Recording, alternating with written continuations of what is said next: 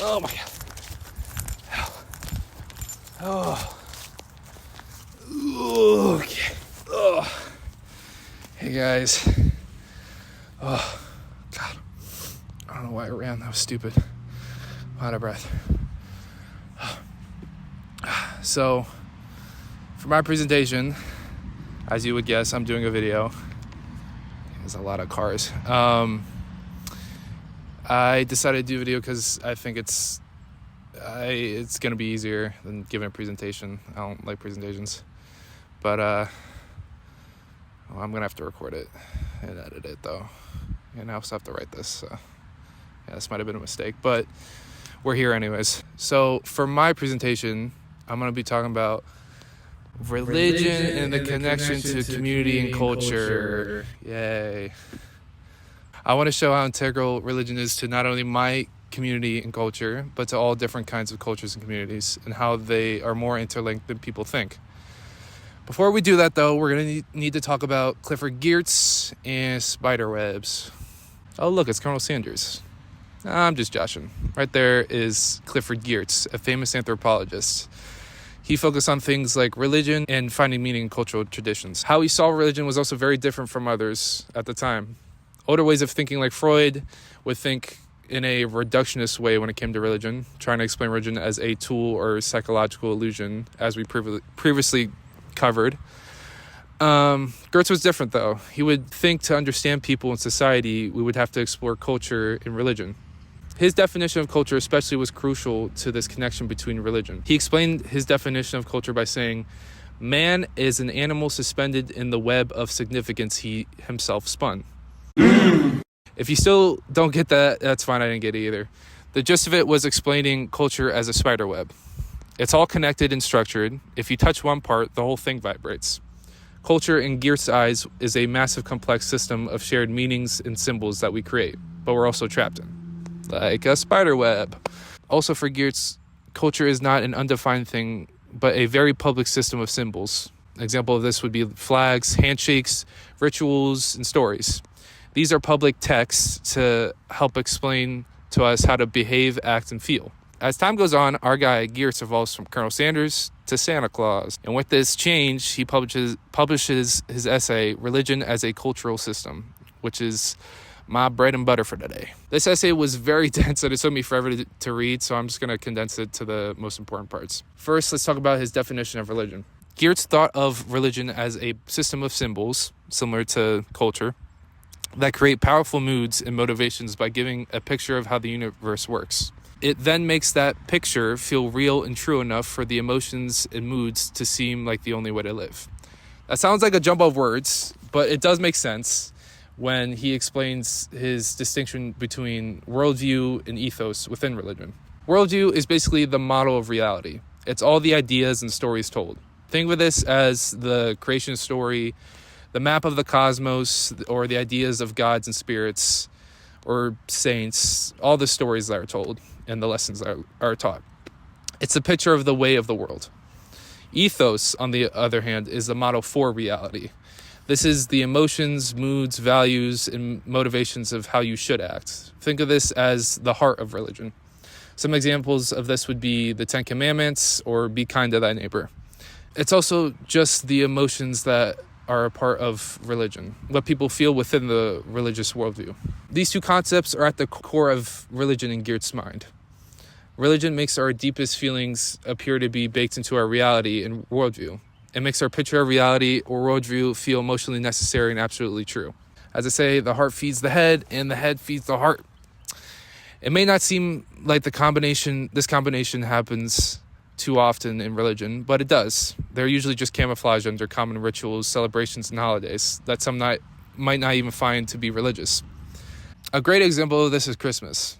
It's a holiday that combines the worldview of Jesus' birth and the ethos of peace, family, and goodwill. Though many might celebrate Christmas without the religious context, for others, it's a strong connection to the story of Jesus and the celebration of family, giving to the less fortunate, and being kind to others. Our wedding is also a combination of these two, with a cultural and religious idea of what marriage is, with the important and powerful feelings of joy and commitment. that come along with it. This can even be said with prayer, with most prayers being based in the picture of connecting to God or divinity, but based in the emotional reality of asking to watch over and care for themselves and their loved ones. Religion will always be tied to emotion and connection with others. As Geertz would say, in a ritual, the world that is lived and the world that is imagined suddenly feel like they are one and the same. This is all well and good, but I wanted to see if this theory was actually based in reality. To do this, I not only interviewed some of my friends and family, but I also surveyed some Elon students. The online survey I made was based on questions about their own experience and opinions of their religion. I had the answers be a 1 to 5 scale of agree to disagree. 1 being fully agreed with and 5 being completely disagreeing. When asking if they practice their religion for mainly personal fulfillment rather than community, surprisingly, all of the participants answered with agreement, with the answers being between 1 and 3. But then when I asked if religion makes them feel more connected to others, they mostly agreed too, with half of the responses being a 1 and the others being split between a 3, 4, and 2. So with the answers, it seems that most go to religion for personal fulfillment or the picture aspect of religion and to have guidance, but end up developing a strong connection with the community and the people of the religion. Not to say that they don't also have that personal fulfillment, but I think it's more in conjunction with the community and people of the religion than they think. To know that there are people who also believe in similar ideas, faiths, and worldviews has to be a powerful emotional experience that is probably tied to a lot of the comfort that religion gives them. I know that might seem like a little bit of a leap in logic, but that's where my interviews come into play.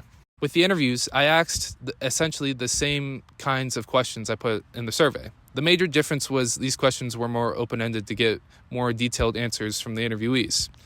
To start off, my first interviewee was actually my dad.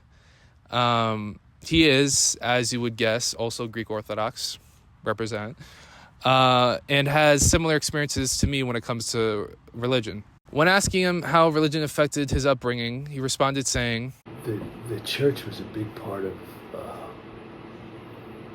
my youth and my upbringing. We were in church pretty much every Sunday. We lived really close to the church, and it was almost the center of the community. So there were lots of events going on, whether it was different religious events or even I attended Greek school when I was young. I did the folk dancing, Greek folk dancing group, which was a lot of fun. So, and all of those events kind of were centered and organized at the church. So, yeah. This is a great example of when the mix of ethos and worldview is so tied to the believer's life and community that the religion is essentially part of their culture and heritage, in turn becoming a part of their identity.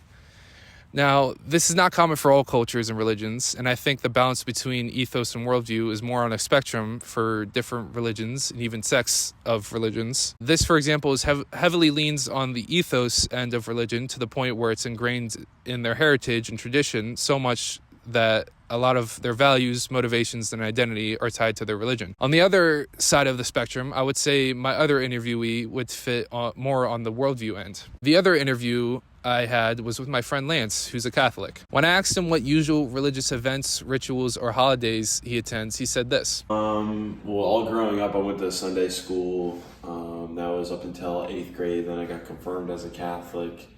And now I just go to church when I can. Then when I asked him about how confirmation worked, he said, I had to go to all the Sunday school classes leading up to that, and like we learned different things. Like I had to pick a pope that I wanted to write on, and I had to do a bunch of different like volunteer work, and I went to a cathedral, and a cardinal confirmed me. He further explained how much Catholicism is based on knowing and believing in their worldview, saying, When I was in Sunday school, they definitely made you do your own research and make sure it was for you. Because being confirmed is more about what you want to do.